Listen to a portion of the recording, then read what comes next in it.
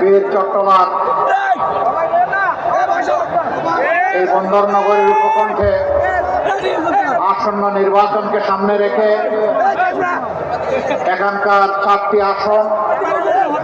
এবং পার্শ্ববর্তী খাগড়াছড়ি আসনের প্রার্থীদের সমর্থনে